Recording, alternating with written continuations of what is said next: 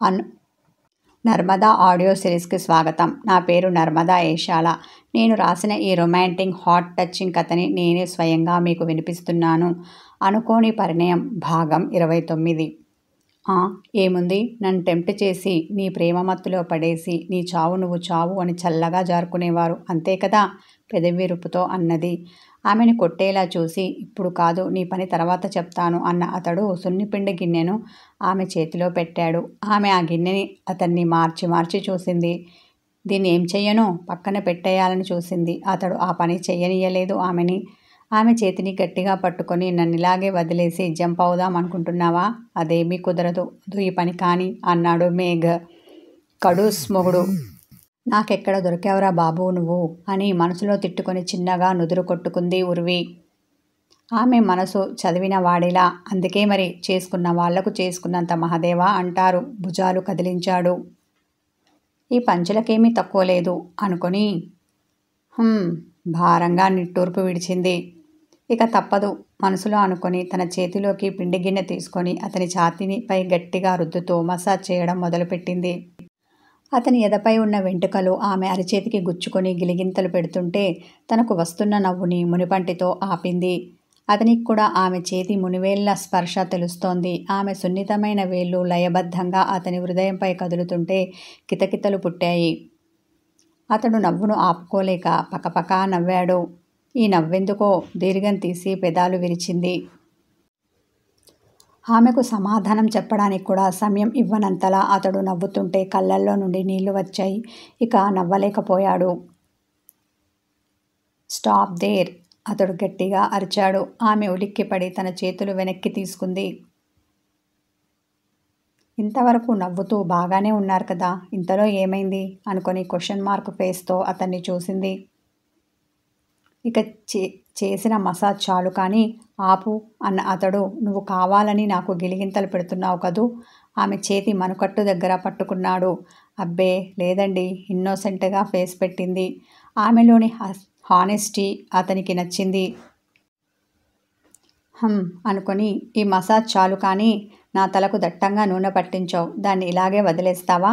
Shampoo చేయడమైనా ఉందా అనేసి తన చేతులతో తన ఛాతీని చేతులను రుద్దుకున్నాడు.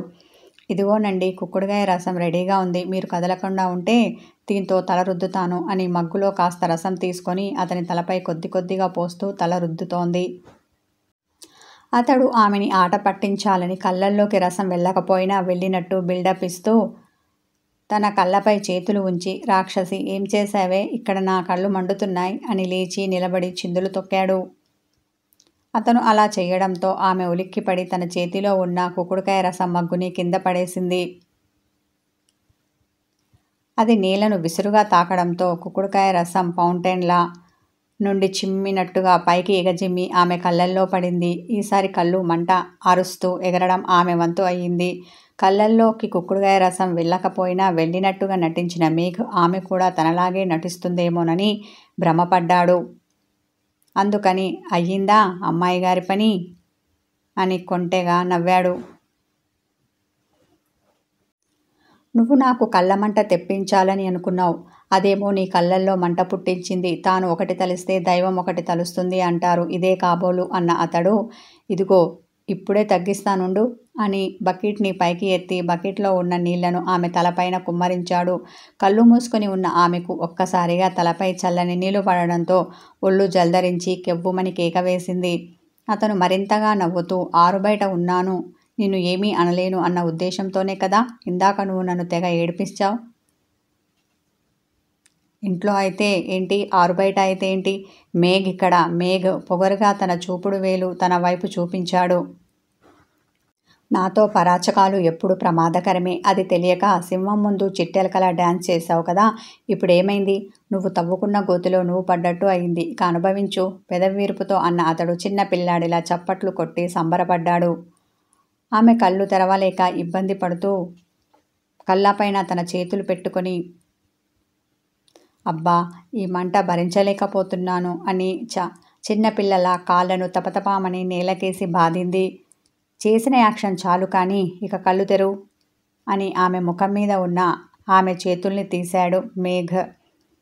అయినా ఉరివి కళ్ళు తెరవకుండా గట్టిగా మూసుకొని ఉంది.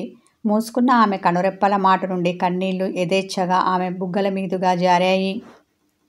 బాధతో తల్లడిల్లుతున్న ఆమె ముఖం చూసి, అయ్యో, నిజంగానే నీ కళ్ళల్లో రసం పడినట్టుంది అన్నాడు.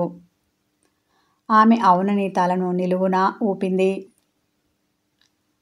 ఒక్క నిమిషం కదలకుండా ఉండు అని తన మునివేళ్లతో ఆమె కనురెప్పల్ని తెరిచి తన నోటితో 2 కళ్ళల్లోకి గాలి ఊదాడు. ఆమె మళ్ళీ మళ్ళీ కళ్ళు మూసుకొని మంటగా ఉంది అంది. మరొకసారి ఊదాడు. అతను తనకు అంత దగ్గరగా ఉండి కళ్ళల్లోకి గాలి ఊదుతుంటే ఇది అని చెప్పలేని భావం ఆమె మనసుకు కలిగింది. కానీ ఆ భావాన్ని మనసు ఆస్వాదించనీయకుండా ఆ కండ్ల మంట ఆమెను నిలువరించింది. సంపంగి అని గట్టిగా పిలిచాడు. ఆ పరిసర ప్రాంతంలోనే ఉన్న ఆమె పనిచేసుకుంటూ ఉన్న సంపంగి పరిగెత్తుకొని వచ్చింది. గ్లాసులో మంచినీళ్లు తీసుకొనిరా అన్నాడు. సంపంగి పరుగులాంటి నడకతో వెళ్ళి గ్లాసు నిండా మంచినీళ్లు తెచ్చి ఇచ్చింది. ఉర్వి, నువ్వు ఈ గ్లాసు నీళ్ళల్లో నీ కళ్ళు ఉంచి ఆ తర్వాత మెల్లగా కళ్ళు తెరువు. ఈ చల్లని నీళ్లు నీ కనుగుడ్లను తాకి శుభ్రపరుస్తాయి. దాంతో నీకు ఉపశమనం లభిస్తుంది అన్నాడు. ఎందుకనో ఆమె అలా బాధపడుతుంటే చూసి తట్టుకోలేకపోయాడు. ఆమె మంటతో తల్లడిల్లుతుంటే అతని ప్రాణం విలవిలలాడింది. మేకి చెప్పినట్టు అలాగే చేసింది. కాసేపటికి మంట తగ్గినట్టు అనిపించింది. కానీ కండ్లు ఇంకా ఎర్రగానే ఉన్నాయి. ఇదంతా చూస్తూ అక్కడే నిలబడి ఉన్న సంపంగి, అయ్యగారు అమ్మాయి గారితో సరసం బాగానే ఆడినట్టున్నారు. అందుకే అయ్యగారి కళ్ళల్లో పడవలసిన రసం అమ్మాయి గారి కళ్ళల్లో పడింది. అది ఎలానో చెప్తారా అనేసి ముసిముసిగా నవ్వింది. ఆమెను కొరకొరా చూసి, సంపంగి అమ్మ లేదు కదా అని నువ్వు చాలా ఎక్స్ట్రాలు చేస్తున్నావు ఉడుకుపోతుతనంతో అన్న అతడు, ఇక్కడ ఏమైనా సినిమా ఆడుతోందా? అలా చూస్తూ నిలబడ్డావు. నీళ్లు చల్లారిపోయాయి. వెళ్ళి వేడినీళ్ళు తీసుకొనిరా. చిరుకోపంతో ఆమెకి ఆర్డర్ పాస్ చేశాడు. చిన్నయ్య గారు నాపై చూపిస్తున్న కోపం పైపైది. మనసులో అనుకున్న ఆమె నవ్వుకొని అలాగే అయ్యగారు, ఇప్పుడే తెస్తాను అని వెళ్ళింది. ఆమె అటు వెళ్ళగానే, ఉర్వి, నాకు స్నానం పోసింది చాలు, ఇక నువ్వు వెళ్ళు, మిగతా స్నానం నేను పూర్తి చేసి వస్తాను. ఆమెను అక్కడి నుండి పంపాలి అన్న ఉద్దేశంతో చెప్పాడు. అయ్యో, అలా ఎలా కుదురుతుంది? ఇలా మధ్యలో వదిలేసి వెళ్ళానని అత్తయ్యకి తెలిస్తే తను బాధపడుతుంది. ఇంత చిన్న పని కూడా నా కోడలికి చేత కాలేదు అని మనసు చిన్నబుచ్చుకుంటుంది. అయినా నా కళ్ళమంట తగ్గిందండి అని చిన్నగా నవ్వేసింది. ఆ తర్వాత మిగిలిన అతని స్నానం పూర్తి చేసింది. స్నానమైన తర్వాత అతడు పొడిగా ఉన్న తువాల కట్టుకున్నాడు. మరొక తువాలతో ఆమె తలని తుడిచింది. అతడు ఆమెపై చల్లనీళ్లు కుమ్మరించడంతో ఆమె పూర్తిగా తడిసిపోయి చిన్నగా వణుకుతోంది. తడిసిన బట్టల్లో నుండి ఆమె పరువపు ఎత్తుపల్లాలు స్పష్టంగా కనిపిస్తున్నాయి. ఆమె అతని తల తుడుస్తూ ఉంటే లయబద్ధంగా ఆమె చేతులతో పాటు ఆమె పైటచాటు పరవాలు కదులుతున్నాయి. ముఖానికి తగిలేంత దగ్గరగా ఉన్న ఆమె ఎద సంపదను చూసి దూరంగా ఉండలేక తమకంతో తన ముఖాన్ని ఆమె ఎదపై ఉంచాడు. మెత్తని పూల చెండుపై తలను ఉంచినట్టుగా అనిపించి అతని నరాలు జువ్వుమన్నాయి. అతని స్పర్శ ఆమెకు తెలిసి ఆమె ఒళ్ళు జల్లుమంది. ఆమె గుండె లయతప్పి 2 రెట్లు ఎక్కువగా కొట్టుకుంది. తన హార్ట్బీట్ తనకే వినిపిస్తూ ఉంటే ఇది అని చెప్పలేని భావం ఆమె మనసును కమ్మేసింది. ఆమె చేష్టలు ఉడిగిన దానిలా చేస్తున్న పనిని పక్కన పెట్టేసి అలాగే నిలబడింది. కాసేపటికి తేరుకున్న అతడు, అదేంటి, నేనెంత వద్దనుకున్నా ఇలా టెంప్ట్ అయిపోతున్నాను. ఇలా అయితే కష్టం. ఇద్దరి మధ్య గ్యాప్ మెయింటైన్ చెయ్యాలి అనుకొని ఆమెకు కాస్త దూరంగా జరిగాడు. ఇక తుడిచింది చాలు అని ఆమె చేతిలో నుండి విసురుగా తువాల లాక్కొని వడివడిగా నడుచుకుంటూ తన గదికి వెళ్ళాడు. అమ్మాయి గారు అని సంపంగి వచ్చి ఆమె భుజాలు పట్టుకొని కుదిపే వరకు ఆమె ఇంకా అతని స్పర్శ ఇచ్చిన మత్తులోనే ఉంది. సంపంగి పిలుపుతో స్పృహలోకి వచ్చిన అని ఉలికిపాటుతో తేరుకుంది ఉర్వి. అమ్మాయి గారు, మీరు ఇలాంటి అనుభవాలను అనుభూతుల్ని కోల్పోకూడదని నేను గోపాల్తో కాకుండా మిమ్మల్ని ఈ పని చెయ్యమని చెప్పాను అని చిలిపి నవ్వులు రువ్వింది. పోవే సంపంగి, నీకు అంతా వేళాకోళమే. అనుభూతులు ఏమో కానీ అయ్యగారు నాతో ఒక రేంజ్లో ఆడుకున్నారు. అతడు చేసిన అల్లరి పనికి ఈ పూట నాకు తిండి సహించేలా లేదు, రాత్రి నిద్ర పట్టేలా లేదు అని సిగ్గుపడుతూ తన గదికి వచ్చింది. డ్రెస్అప్ అవుతూ గదిలోనే ఉన్న మేఘ్ తడిబట్టలతో గదిలోకి వచ్చిన ఉర్విని చూసి కళ్ళు పెద్దవి చేసి తేరపార చూశాడు. అతనికి ఆమె తడిబట్టలలో ముగ్ధ మనోహరంగా, ముద్దుగా, మంచులో అప్పుడే విరిసిన మరుమల్లెలా తోచింది. మోహంతో అతని గొంతులో గుటికపడింది. ఎందుకే నువ్వింత క్యూట్గా పుట్టావు? ఎప్పుడు నిన్ను చూసినా నేను టెంప్ట్ అవుతూనే ఉన్నాను. మనసులో అనుకున్న అతడు తన కుడి చేతిని ఎదపై ఉంచి అక్కడ తడుముకున్నాడు. మనసు ఆమె వైపే లాగుతుంటే క్షణం కూడా ఆమెకు దూరంగా ఉండలేకపోయాడు. అతనికి ఆ తరుణంలో ఆమెపై పుట్టింది ప్రేమనో వాంఛనో అర్థం కాలేదు. కానీ ఆమె తనకు కావాలి అనిపించింది.